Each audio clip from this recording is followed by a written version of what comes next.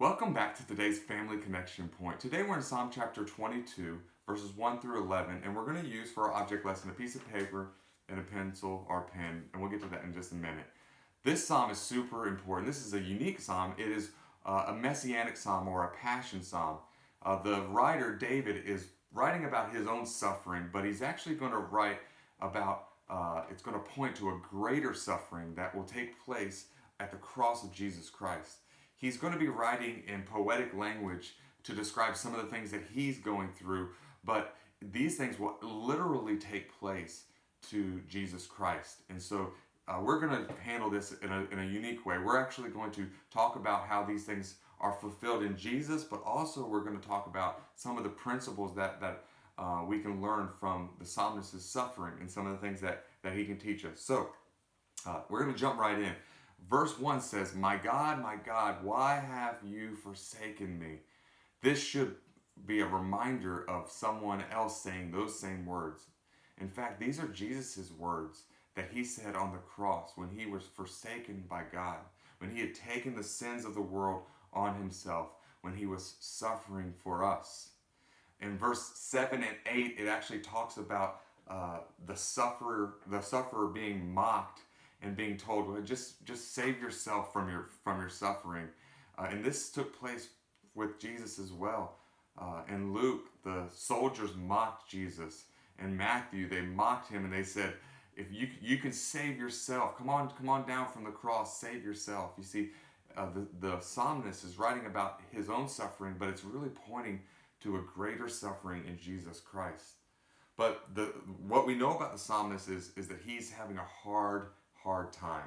David is going through something. We don't know the details of this, but he feels disconnected from God. He doesn't know why God's not acting in the moment. He's praying night and day in the midst of his suffering. And many of you may have been there. You might be there right now where you're praying that God would act. And maybe you're wondering, are my prayers getting past the ceiling? Can God hear me? Well, a great way to remind yourself that God does hear you is to remind yourself of how he has heard you in the past. And that is exactly what David does. He actually says, hey, God, I've been praying night and day for you to deliver me, but you've delivered my forefathers. You delivered the nation of Israel. They cried out for you, and you acted on their behalf. And because of that, I can trust in you. He says, I've been trusting in you since I'm a baby. This is a foundation. Since I came out of my mother's womb, I've been taught to trust you, and you've acted for us in the past. You see, the past is a foundation for confidence in the future. And so what we're going to do is we're going to help our children and even help us to really have confidence that God hears our prayers. And here's how we're going to do it. We're going to take a piece of paper and we're going to write down all the ways that God has acted on our behalf. Maybe things that we've prayed for that God's answered, things that we have, our home, the blessings that we have. And we're going to write those down. And what that will be is kind of like a resume of what God has done. This is how God has acted in the past on our behalf for our family.